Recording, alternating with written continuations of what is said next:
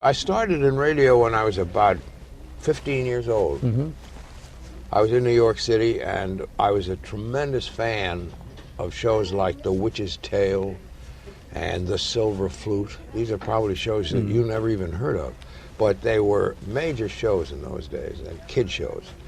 And interestingly enough, actors who were on shows like The Witch's Tale and The Silver Flute remained radio actors, and when I came back to New York and worked in radio, I worked with some of those actors, like John McGovern, and now some of the names escape me, but it was quite a thing. So I was interested in doing radio from a very early age. I intended to be an actor in the theater, which I was, but like all actors, I had to earn a living, and beginning acting is no way to earn a living.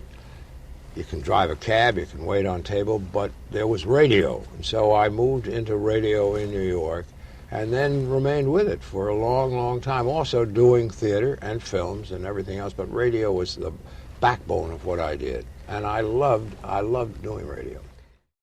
On Saturday, January 12, 1974, the just-heard Mason Adams starred alongside Joan Loring, Tom Keena, Sam Gray, and Alan Manson in the 7th episode of the CBS Radio Mystery Theater. This air check comes from WOR, and it's a mystery in the truest sense of the word. First edition, normally heard at this time, can now be heard at 11:05 p.m. Saturday night. Stay tuned now for Mystery Theater.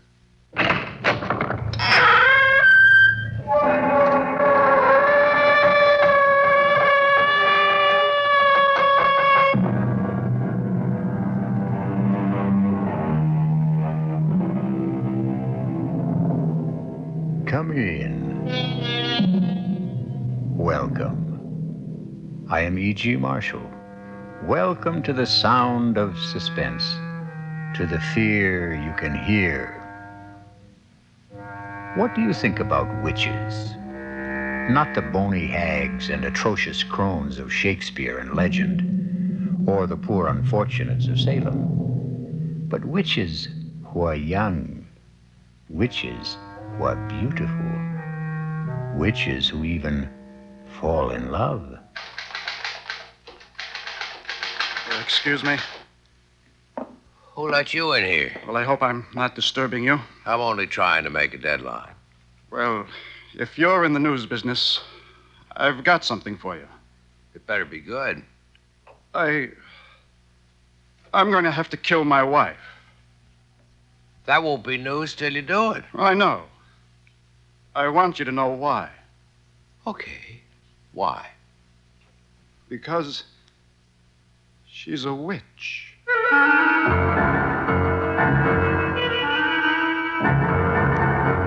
Our mystery drama, I Warn You 3 Times, was written especially for the Mystery Theater by Sam Dan and stars Joan Loring.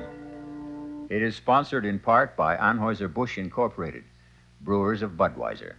I'll be back shortly with Act 1. I'm Hy Brown, producer of Radio Mystery Theater. Before we begin our story, a word. This enterprise is new in modern network radio.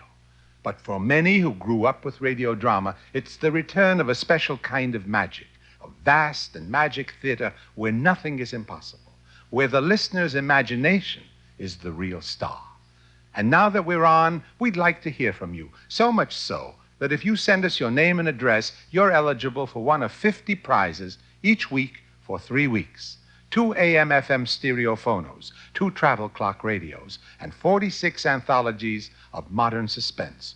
We'd like hearing how you feel about radio drama. But all you need do is send us your name and address to Mystery Theater, Box 50, Radio City Station, New York, 119. That's Box 50, Radio City Station, New York, 119. Offer good everywhere unless locally prohibited.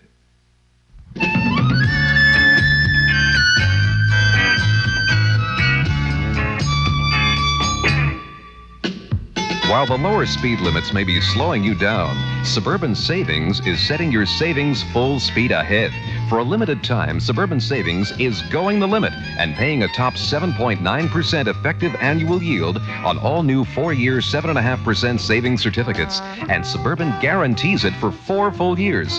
In order to earn this annual effective yield, interest must remain on deposit for the full year. A $5,000 minimum is all you need to get your savings moving. Suburban compounds interest continuously from day of deposit paid quarterly.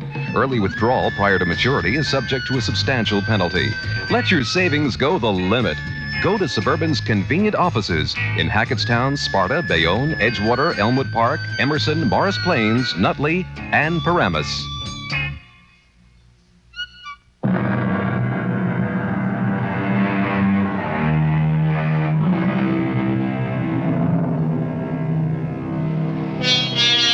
It's one of those miserable, stormy nights in the dead of winter.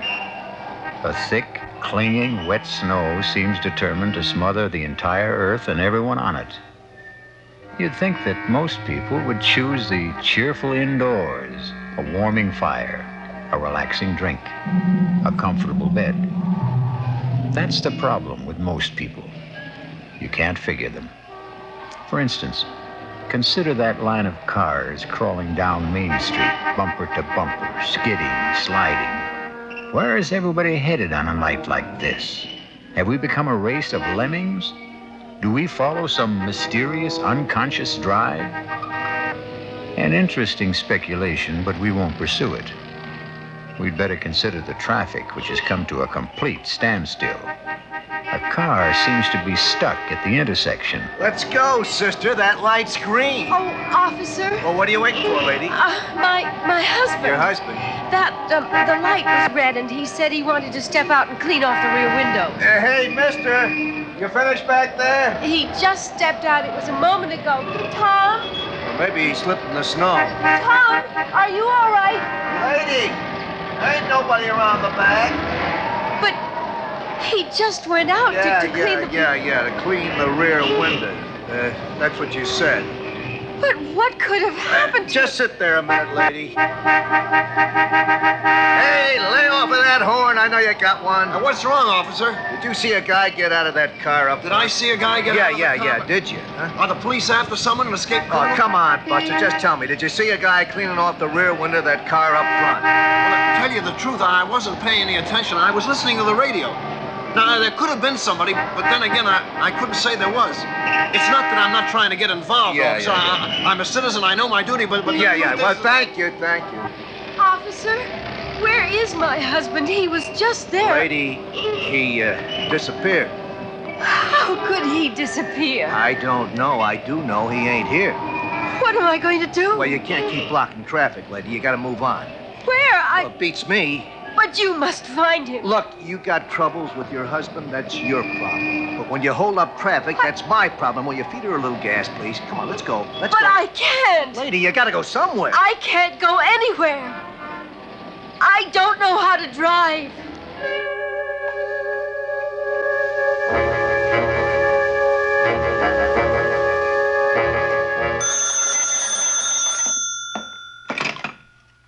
Desk, Lieutenant Carroll.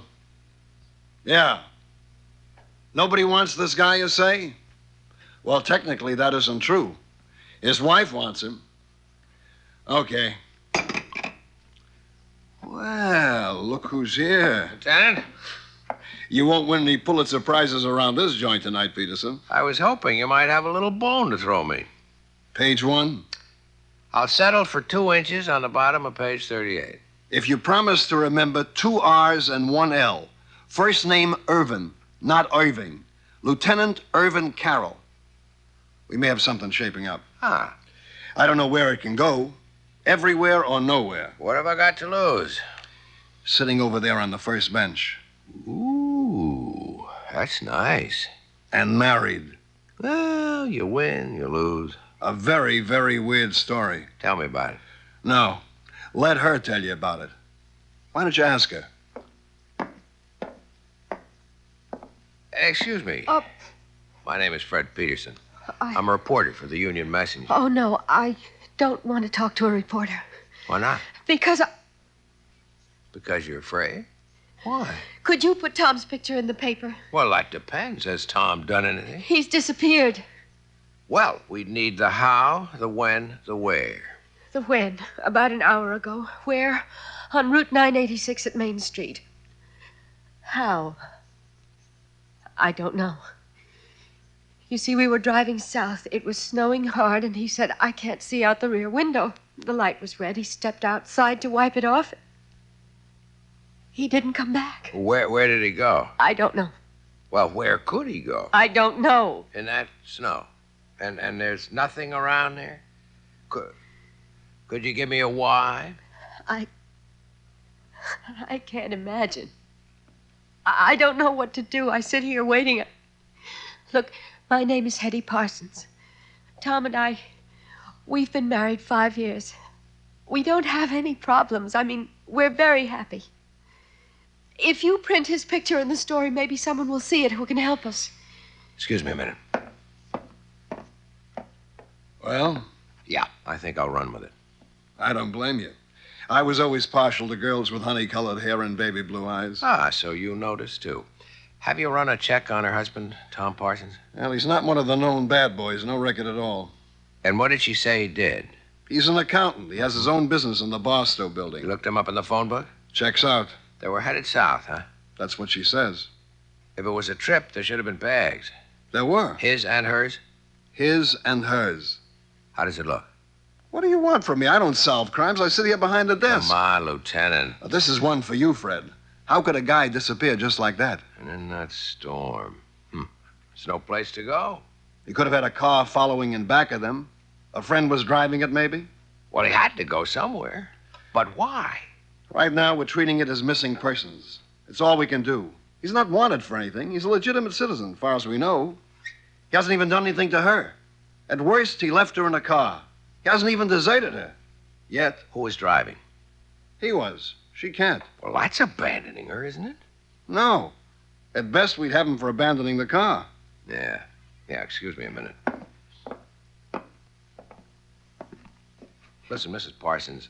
Yes? Why don't you go home? I've got my car outside. Oh, no. I want to be here in case they find Tom. They'll let you know if they find him. No, I don't want to be home alone tonight. I just want to stay here. But it may be hours. It may be even days. Don't say that. I'm sorry. I'm just so jumpy and so nervous. I can't believe what's happened to me. Well, if you're going to sit here, you should have some coffee and a sandwich. Oh, I couldn't think of food. I'll be right back.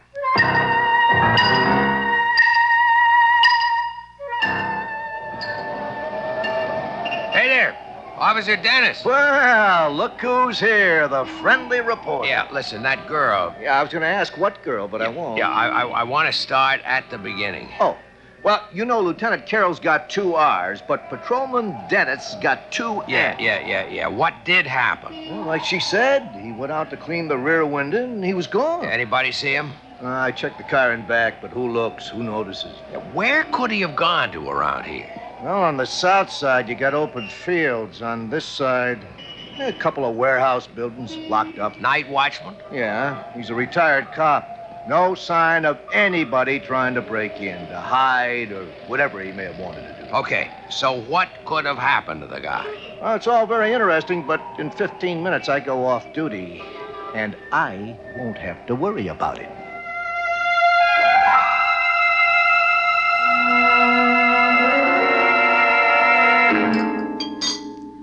Oh, thanks.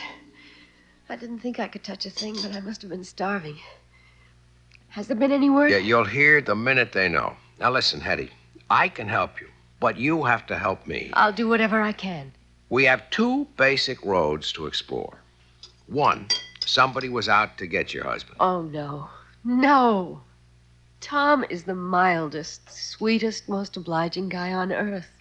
He has absolutely no enemies. That you know about. Tom and I have no secrets from each other. Everybody has at least one enemy. Tom is incapable of hurting anyone in any way. He sounds too good to be true. If he does have a problem, that's it. All right. The second road to explore. He wasn't pushed, he jumped. What does that mean? It means he walked out on you. Oh, it's inconceivable. Why? I've had a liberal education tonight, Mr. Peterson. Call me Fred. No, not yet, or maybe never. I've been introduced to a new world. I've been thrown in with people who basically don't believe in anyone, don't trust anyone. And perhaps they have good cause. Perhaps that's how life is in their world. Perhaps their world is the real world, but it isn't my world. May I ask, do you come from another world? It's entirely possible. I won't call you Fred unless and until we become friends. But that's just a little thing. The policeman who brought me here is a confirmed cynic. So is the lieutenant. And so are you. I must plead guilty as charged. All of you proposed two basic hypotheses. A, my husband was ambushed by enemies. B, my husband abandoned me. You can't conceive of people who... they simply don't make or have enemies. You can't conceive of people who are completely in love. I'm not a fool, Mr. Peterson. I read these attitudes. What a wonderful world you live in, Mrs. Parsons. I hope you can stay there always. We're so dependent on each other, Tom and I. We need each other. We're so complete together. But we still have the basic fact of his disappearance. Yes, but all you can see are two alternatives. There is a third, you know. Really? Perhaps he was taken ill, suddenly, and he just wandered off. Oh, maybe I should go back there. I've already been back there. There's no place he could have wandered off to. Tell me, does he have a history of any sort of illness, amnesia, anything like that? No, nothing like that. Well, then, where are we? Nowhere. Perhaps you are nowhere, Mr. Peterson. Okay, tell me where you are. I have faith. I believe Tom will be found, or he will find himself, and he will have an absolutely reasonable and rational explanation. I hope so. Hedy! Oh! Hedy! Tom! Oh, Tom, darling. Tom, what happened to you? I was so scared. Oh, darling, you're all right? Hedy, are you all right? Yes. I don't understand. I happened to tune in the news, and there it was. Tom Parsons, accountant, with offices in the Barstow building, had disappeared under mysterious circumstances. Tom, I was so worried. Mr. Parsons was driving with his wife. He stepped out of the car to clean off the rear window, and... Hedy, what did you tell them? I wasn't in the car with you. I was at home. Well, here we have the story of two people who love each other deeply, who trust each other completely. It sounds like the Garden of Eden. But we all know what happened back there in the traffic and the snow. We shall return shortly with Act Two. When you say bud, you've said a lot of things nobody else can say. Joan Loring, who voiced Hedy, was at the time of this broadcast 47 years old. She'd already been nominated for an Academy Award in The Corn is Green in 1945 and won a Donaldson, the predecessor of the Tony, in 1950 for her portrayal of Marie Buckholder in Come Back, Little Sheba. On radio, her career spanned the gamut. She starred as Judy Foster in the second season of A Date With Judy, played on Suspense in the 1940s, in Theater 5 in the 1960s, and finally, on the CBS Radio Mystery Theater in the 1970s. Later this year, she appeared in Burt Lancaster's neo-noir film, The Midnight Man.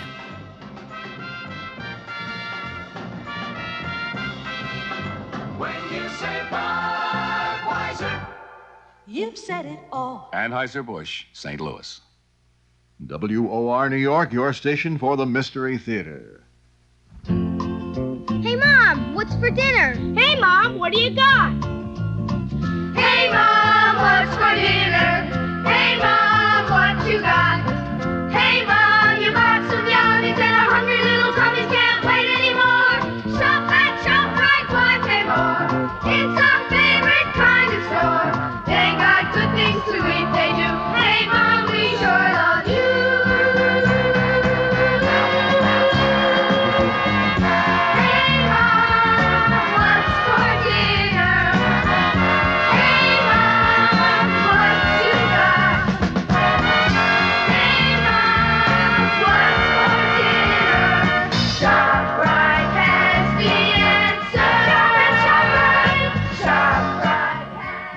Stock up on your dinner needs during ShopRite's Can sale. Great values throughout the store. ShopRite whole or cream-style corn, 6 1-pound cans for 89 cents. ShopRite fruit cocktail, 3 1-pound 1-ounce cans for 89 cents.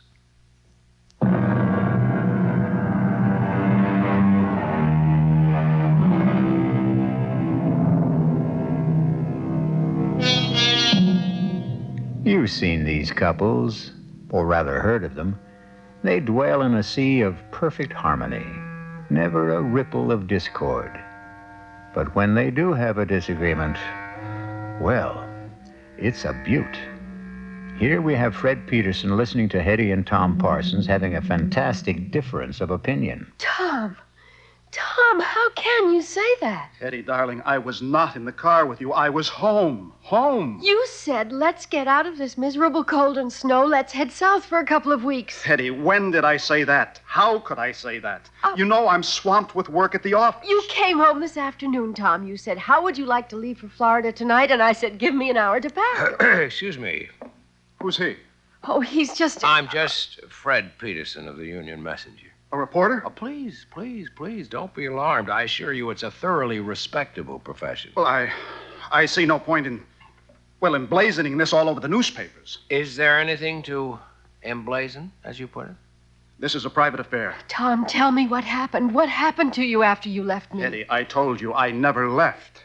Tom. How could I have left you? I wasn't with you. Oh, no, Tom. This time I have witnesses. The police officer, he knows you went out to clear the rear window. How does he know? Because you told him. Mr. Parsons, now, obviously your wife seems distraught. I would suggest... Keep your suggestions to yourself, Mr. Peterson. Don't you dare imply that I'm overwrought or nervous or hysterical. I am completely calm, extremely rational, and absolutely in command of myself. I know what happened this evening. Mr. Peterson, this is obviously a private matter between my wife and me, and nobody's business but ours. What did you mean, Mrs. Parsons, when you said that this time you had witnesses? Have there been other times when... Hedy, it doesn't do us any good to air this in public. All right, Tom. Take me home. Let me talk to that officer at the desk there. Find out if there's anything we have to do. Well? Well, what? Friend, husband, Tom. He didn't turn out to be quite as advertised. And what is that supposed to mean? He isn't quite the sweetest, mildest, most obliging guy on earth, is he? He is to me. I guess it's all a matter of how these words are defined, isn't it? And about this so complete understanding between the two of you.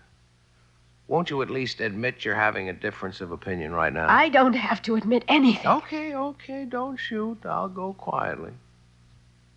Are you sure you really want me to go? Please. Regardless of what you say to me. You are in trouble. No, don't deny it. Well, what if I am? I'd like to help you. Why? Because... Would you want to help me if I were middle-aged and fat and sloppy and ugly? It isn't 10 minutes ago. You accused me of living in a world where no one trusted the next fellow or believed in him. You accused me of being a confirmed cynic. Is it possible you don't remember what you say from one minute to the next? I'm sorry. Don't be. There's a great deal to what you said. You're kind, but no one can help me. I could try. And no one should try either. Why not? It's too dangerous. That was the wrong thing to say to me. I'm warning you. You're only getting me in deeper. Please, Fred. For openers, my business is to take chances and get myself into... Hey, you know what happened? What? You called me Fred. Oh, I'm sorry. I shouldn't have. But you did. And that means we're friends. Look, I only You're the one who set up the ground rules for this thing. First names are for friends only. Please forget what happened here tonight. I warn you. You've already warned me twice. It won't work. I can only warn you 3 times. Do you mean you keep score? Please don't joke, Fred. You keep saying the wrong word, or I should say the wrong name. The wrong name is Fred. You can't call me Fred and expect me to forget everything. I warn you. I warn you for the 3rd time. Forget all about tonight for your own sake, for your own safety. And after saying all that, you still expect me to forget about it? Tell my husband I'll wait for him outside in the car. Wait a minute, Hedy. I warned you, Fred. I warned you 3 times. Now, goodbye. Where's my wife? She said she'd meet you in the car. Mr. Peterson, if I were you, I'd forget everything that happened tonight. Is that a threat? No, a warning. That's all I've been getting around here, warnings. Well, for your own good, take them seriously. And if I don't? You'll regret it for the rest of your life, which may not be a long one. You still insist that you're not threatening me? I'm only trying to help you. Really? And why should you do that? Why? I don't know why. Maybe it's because the last guy tried to help me. What last guy? I didn't listen to him. The last guy? What do you mean? Nothing. Forget it. You know, with you and your wife, it seems, everything turns out to be nothing and forget I it. don't think it matters now. I have an idea it's already too late for you. I'm sorry. Good night, Mr. Peterson. Hey, Fred. Fred. Yeah, Lieutenant, I'm coming. Well? Well, what? There's nothing there for us boys in blue. What's in it for the Fourth Estate? Looks like he's trying to drive her nuts. It could also be the other way around. I don't think so. Because of that honey-colored blonde hair? Lieutenant, you always know where the exposed nerve is. Just stop and figure it. Couldn't this also be her way of trying to drive him nuts? As a reporter, I would have to say yes. But, as a man? I don't know. Well, you got a problem, Fred. How you going to tackle it? As a reporter? Or as a man?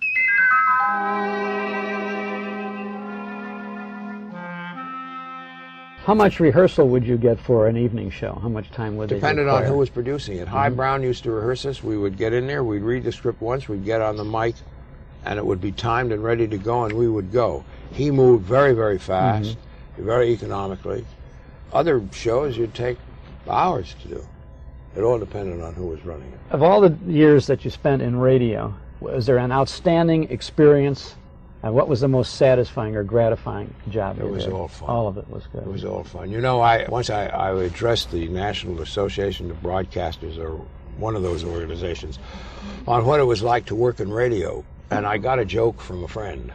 I started it by saying, in the words of that famous Dutch philosopher, Xavier Hollander, she wrote a book called The Happy Hooker, it wasn't work, it was a pleasure. And that's the way I've always felt about radio. That's wonderful.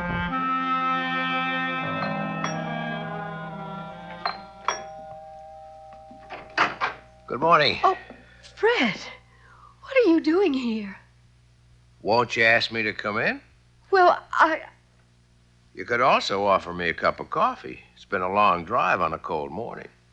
Oh, well, I suppose you might as well come inside.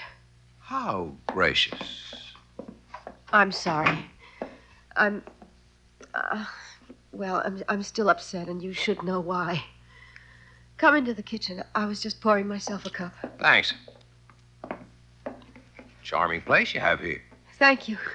I suppose Tom is generous enough when it comes to money and things. The implication being that he is not generous when it comes to what? Fred, if you insist on talking about Tom, I'll have to ask you to leave. Okay, let's talk about you. No. We can't talk about me either. What can we talk about? The weather, politics, sports.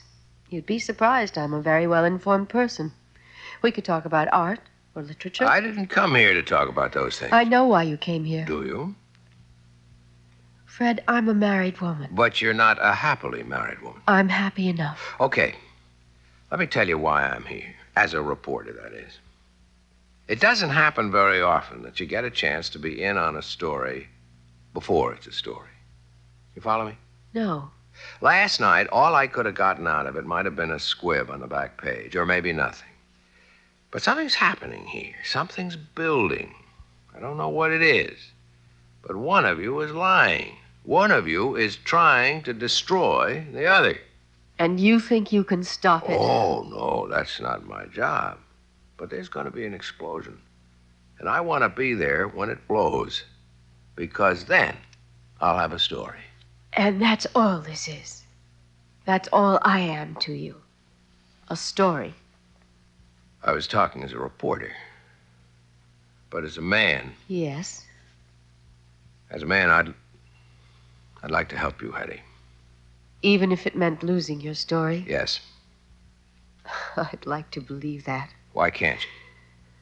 I tried to warn you, Fred. Look, we had all that last night. I can't warn you anymore, but remember, I did warn you. Yeah, sure.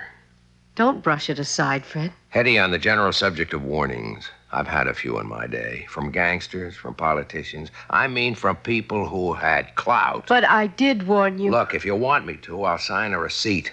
Let the record show that you warned me. You were right. He is trying to destroy me. Finally. Why? I don't know. Okay, let's go through the standards. Is he after your money? I don't have any. Another woman? I don't think so. Is he tired of you? I don't know. Well, none of this is very helpful. I'm sorry. What was this business you were giving me back in the station house about your perfect marriage, about your perfect husband? Because he is. It's just... Well, now and then he imagines things like last night. What's now and then? Oh, every few months. One time he stranded me up in Maine. Another time we were supposed to go to Europe. He told me he would be delayed and to get on the plane he would make the next one. And there I was, all by myself in Paris. He denied everything. Has he seen a doctor? Yes. And? It hasn't done any good. Is he overworked? Oh, yes. Well, maybe he needs a long vacation. I'm sure of it. It all sounds pretty simple to me, except for one little item. Why have you insisted on warning me? Because it was the right thing to do. I don't understand. First, you imply that everything is so simple. Then, when I start to believe it, you drop a little suggestion that throws me off balance. I can't seem to get anything definite out of you. Oh, but you did. What was that? A warning.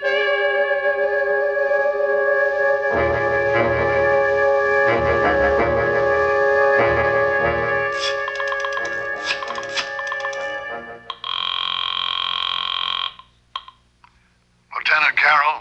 Hey, Lieutenant. Hey, how goes the Parson case? How did you know I was going to ask you about the That part? honey blonde hair. Does it really show that much? Pal, you are hooked. You know something? That's true. And she may even be playing me like a fish. So what can I do for you? Well, no crime has been committed yet, but you can bet there's one on the way. Well, till then, we're handcuffed around here. Sure, but you got all the facts. What facts? I mean, you can get at them in a routine way. Work up both of them, some past histories. That's spending the taxpayers' money. You spend the taxpayers' money every day. Something's ready to blow up there. Just be ready for it. That's all I'm asking. Actually, Fred, if you want the truth, we've already started. And? Keep in touch. Yeah? They said you're in this office. Well, look who's here. Tom the Piper's son. Come on in, sit down. Mr. Peterson, I've decided to tell you everything. Because I know you're in love with my wife. Oh, wait a minute. Now, there are all kinds of meaningless expressions. Wait a minute, see here, hold on, or if you... Let's dispense with them. You can't accuse me. I don't accuse you. I state a fact. Well, then let's be fair. I only met your wife last night. I admit she's attractive. I don't even know her. That's what I told him. That's what you told who? The last guy. The last guy she was married to. I wish I knew how to start this. Well, start at the beginning. Okay. I'm an accountant. You're a reporter. Both of us are men of the world. I mean this world. You live on facts. I live on figures.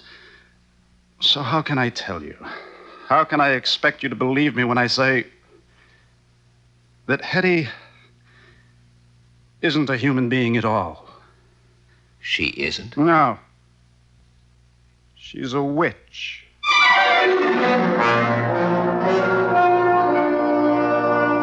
A witch?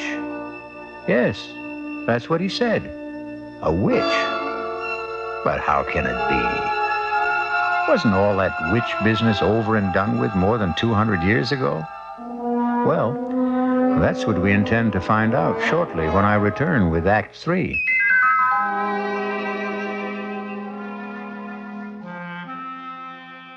I just entered radio in the very early 40s, and by then, maybe Lights Out was still on, but I'd never worked with Arch Oboler, for instance, unhappily. I just missed working with Orson Welles, unfortunately. That was toward the end of the 30s that they were really active. But I worked on Grand Central Station, on Inner Sanctum, on Thin Man, all of the shows that came out of New York, I generally worked on one way or another. At the end of the 50s, into the early 60s, it was clear that radio was disappearing, television was taking over. And one had to decide how one was going to subsist. A lot of my colleagues moved to California to try to break into movies. I didn't want to leave. And I looked at this field of commercials. I knew that, I had certain techniques that might be useful, and I moved into it, and that's how it was. So that became the substitute for radio. I earned a living doing commercials, but at the same time I was an actor and was able to do my work as an actor. So it worked out very well. And more or less the revival of radio, you worked with High Brown and Well, Mystery Theater. I worked with High Brown right from the very beginning. One of the first shows I did was Joyce Jordan, M.D. High Brown produced that. So I was with him, and then, of course, he stayed, and he's still going, you know, and trying to revive radio. He's extraordinary. He keeps going with it, that's he right. Sure does, yeah. WOR New York, your station for the Mystery Theater. Good evening, mystery fans. This is Sherry Henry, and do I have some afternoons in store for you next week? Carol Channing and Anita Luce are going to be with me on Monday talking about Lorelei and those fabulous diamonds coming back to town in the form of a new musical. Then on Tuesday, a discussion of the current gasoline shortage here in town. And on Wednesday, we'll begin a special 3-day series on divorce. The grounds, the proceedings, the costs, and the miseries. And we'll concentrate on ways some sanity can be brought into that difficult period when men and women begin to remake their lives. I hope you'll begin to remake your listening schedule to include the Sherry Henry program. It's every weekday afternoon at 2:15 on WOR Radio.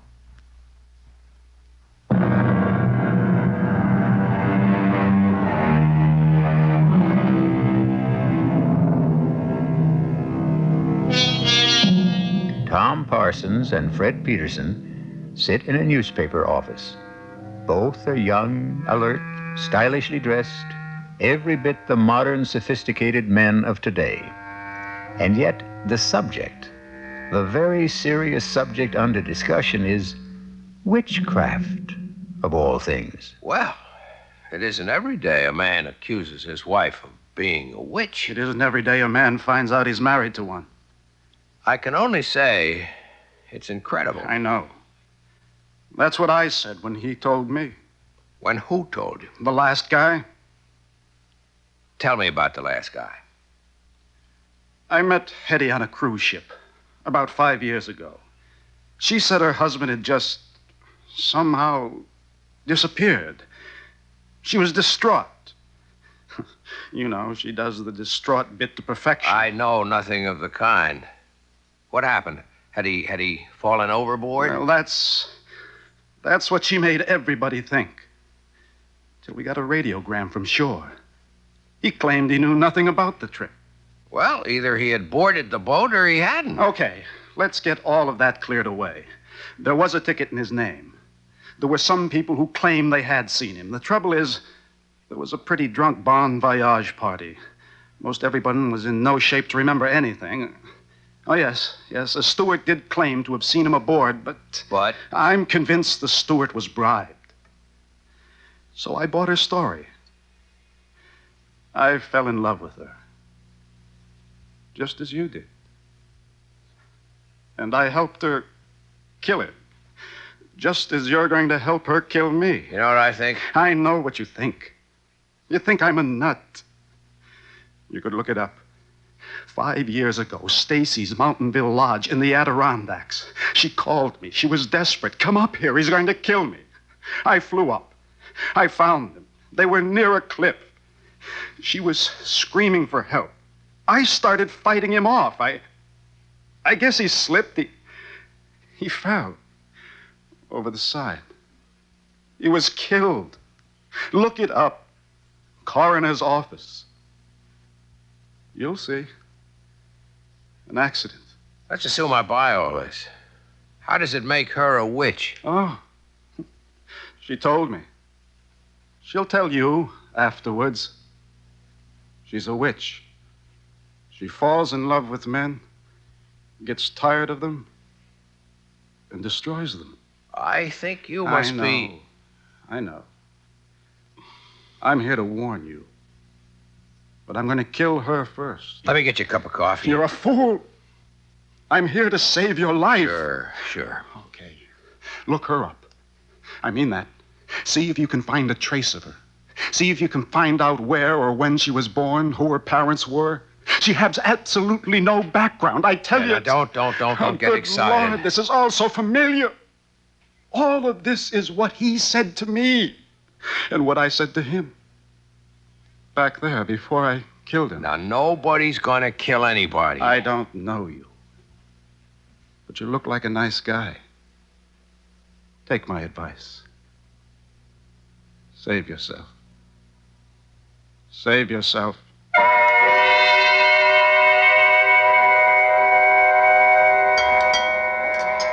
I'm not sure I should be here with you tonight, Fred. Well, you wouldn't let me visit you at home. Oh, it just wouldn't look right. Yeah, but it's all on the level. I'm a newspaper man. It's business. I'm doing a story. I had a very proper upbringing. Where were you raised, Hedy? I'd rather not talk about it. Why? Well, I told you it was proper, but it wasn't happy. I shouldn't say this, but there were times when I thought my parents were ogres. Fred, is something wrong? No. Gee, I just hope I didn't spill anything on you. No. I didn't have a happy childhood. I don't like to discuss it. Here's something we should discuss. I spoke with Tom this morning. I think I know what he told you. So far out, I even hesitate to mention it, but obviously he believes it. I insisted that he see a psychiatrist. In fact, we both went. And it's the doctor's opinion that Tom is riddled with guilt. You see, he thinks he murdered Larry. Larry? My first husband. But Larry was a brute. I was very young, and we're really too young to know anything about people. Larry was a drunk. I didn't know that either. And when he had a few, he would abuse me. Well, I shouldn't have done it, but I was terrified. I called Tom, and he came up and got into a fight with Larry, and, well, there was that accident. But why should he get that far-out notion about you? According to the doctor, it had to be something... Well, something he could live with, something that could justify what he did, and he really has a vivid imagination. Strikes me as a very sober-minded person, aside He was from... a lit major at college. He became an accountant because he had to make a living. I don't know what I'm going to do about him, Fred. I've had so much trouble in my life, and he's really a wonderful guy, and I love him. Why does he want to destroy us? Why should he have a guilty conscience about Larry? Whatever happened was in self-defense. Well, look, everything will turn out all right. Oh, you're only saying that because you have to say something. No, I believe it. Hello? Tom? Yes, it's Tom. But you said you were working late. Well, I am. I just took a break for dinner. Join you? Please. Fred, you obviously didn't hear a word I said this morning, did you? I heard every word. Heard them all and listened to none? Tom, you're not well, and I think we should... I know what you think. You think we should go away for a rest and all that. Forget it. I know what I have to do, and I'm going to do it. Poor Fred. I feel sorry for you. You're in love with her. To keep the record straight, I'm a reporter. There's a story here. I aim to get it. Sure. That's what you tell yourself. Let's go along with you, Tom. Suppose what you say is true. Suppose she's what you say she is. Why not walk out? Get a divorce. I can't. Why? I hope you never find out. You see, she destroys you. She takes away your capacity to love, your feelings, your mind. It's as if you are only just nourishment for her. And when everything you have to give is gone, she discards you for someone else. Tom, for your own sake, I think you should be under a doctor's care in a hospital. I suppose I should. But I want to save you. It'll make up for Larry. I must apologize, Fred, for exposing you to all this. I shouldn't have come here. But you wanted to expose him to all this. That's why you came here. You knew I always eat here when I work late. Tom, I'll do anything you want. Just tell me. Disappear. As a supernatural person, you can arrange that without any problems. Please, Fred, go now. Leave us alone. But I don't want to. He's my problem. I have to live with it. And if you stay, well, an audience always excites him.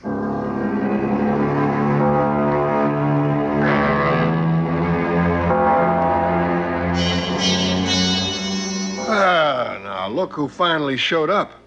What happened to that Nobel Prize for journalism you were working on? Lieutenant, there is no Nobel Prize for journalism. Oh, well, what happened anyhow? I got off it all. Couldn't make heads or tails. Well, we're still on it. As a matter of fact, information keeps pouring in all the time. On her? On him. Funny duck. He was always interested in spirits, that kind of thing. He wrote his master's thesis on something called demonology. Well, there's nothing there for me. As a man or a reporter? Both. You know, I've been married 10 years, and I've never been tempted. But if I could be, she could do it. Oh, that dame is something. I'm surprised at you, Lieutenant. But there's hope for you.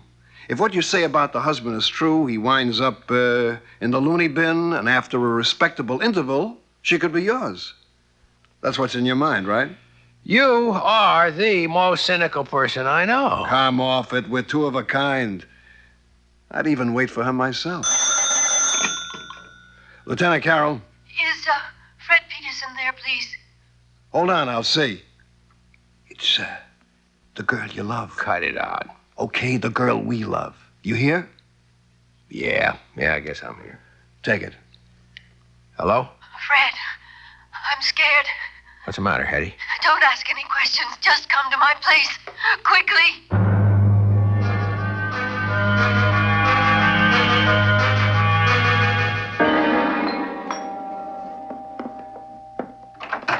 Come in, Fred. Oh, darling, I'm so glad you're here. Hedy, why are you shaking like that? I'm frightened. I'm so frightened. Please, Hedy, calm down. I'm here. Everything is going to be all right. I know it. I know. It's wrong for me to talk to you like this, to feel like this.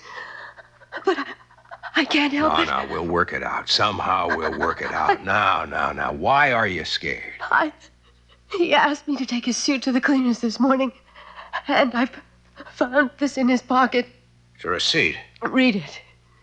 From Carrington's, 1 double-action Danforth Wilson revolver, caliber .32. He bought a gun. Don't you see? He bought a gun. All right. Why would he buy a gun if he didn't want to kill me? Well, I think we have enough to interest the police now. Are you sure about that? Tom? Well, answer the question, Fred. What do you expect from the police? I have a permit for this gun. I have every right to own it. Look, Tom, I get very nervous when people point guns at me. Maybe it's unreasonable, but you mind putting that thing away? Well, I will. After I use it. No, Tom. Don't be a fool. You're not a killer. I always thought that. Till just now. Tom, listen. Let's say you're right. That she is a witch, okay? Don't you see? You couldn't kill her anyhow. You'd empty the gun at her. It wouldn't mean a thing. Fine. Why don't we find out? I won't let you. Get away from me, Fred. No. Come on, step aside. Behind me, Hedy, behind me. Fred, give me that gun. If you move, I'll kill you, too. Gun! Just lower it. Drop it. Take it. I'm going to kill her. No, drop it.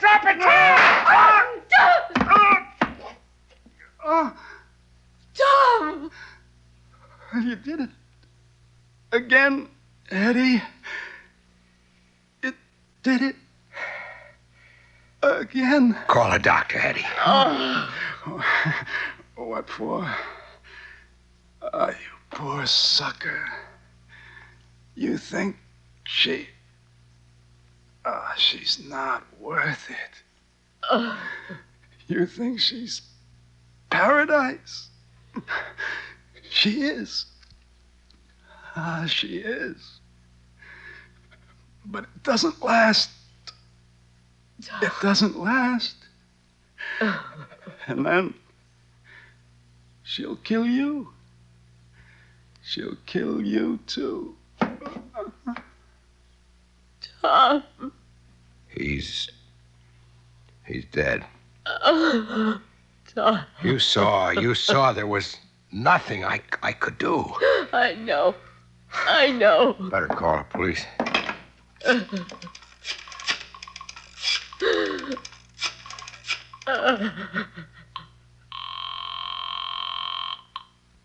Lieutenant Carroll? Lieutenant, it's Fred. Hey, Fred, I got news for you. What I mean is I have absolutely no news for you. Lieutenant, listen to me. You know, we drew a complete blank on that dame. We trace her back to St. Louis City Hall, where she married a guy named Larry Bellows. She gave her home address as Charterville, Illinois. But there's no such place. Listen, Lieutenant. It's as if this dame just materialized out of thin air. No background at all. Wait a minute. Hedy. Who are you? Hello? Oh, Fred? Fred, why did you call? Who are you, Hedy? Fred, what's on your mind? Hedy. I warned you 3 times, Fred. I warned you 3 times.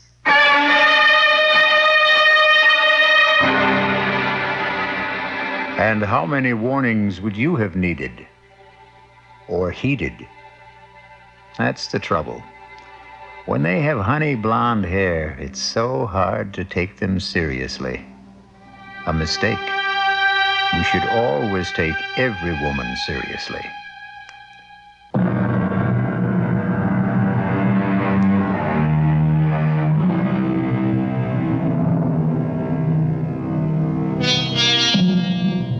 Are there really witches? Everyone must keep his own counsel on the matter.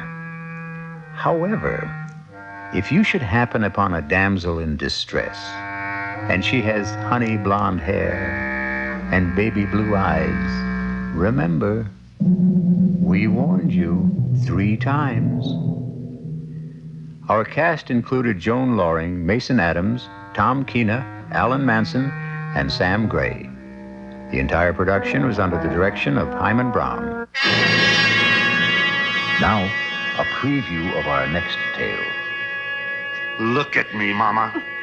Listen to me call you that, Mama. A grown man, 38 years old, tied to his mother's apron strings like some sniveling little boy. Father's life wasn't his own either. You killed him. You are mad. Keep away. Keep away. You want to kill me. I'm not going to kill you, Mama. You know I haven't got the strength of will for that. Oh, of course you won't, son. But you can have anything you want now we've had this little talk. Now, please get Hannah like a good boy. Oh, no, Mama. I don't need you anymore. You left me everything in your will. But I'm not dead. To all the world except me, you are. This is E.G. Marshall inviting you to return to our Mystery Theater for another adventure in the macabre. Until next time, pleasant dreams.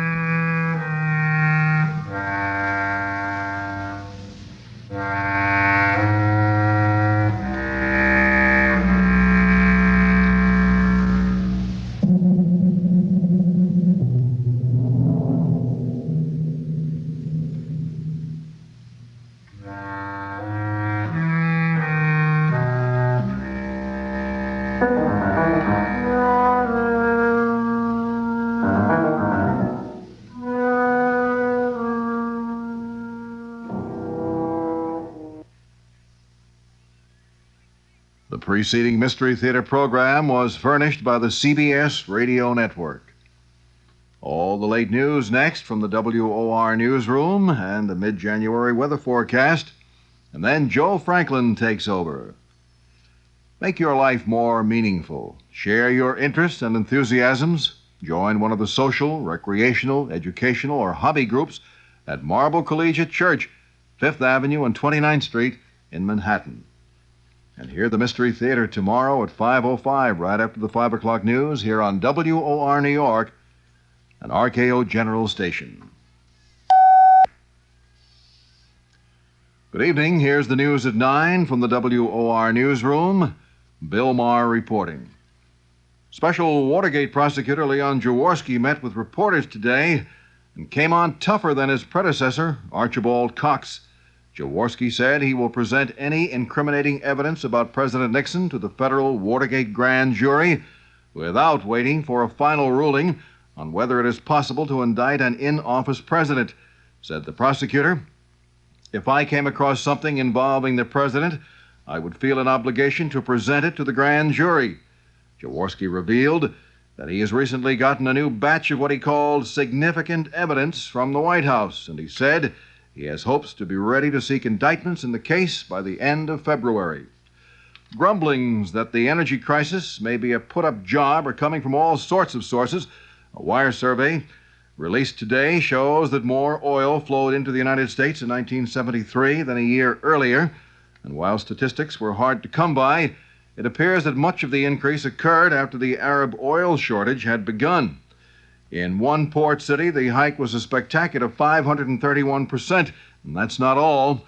It's been revealed that a key administrator of naval oil reserves has resigned rather than accept further encroachments by oil companies upon government-owned oil fields.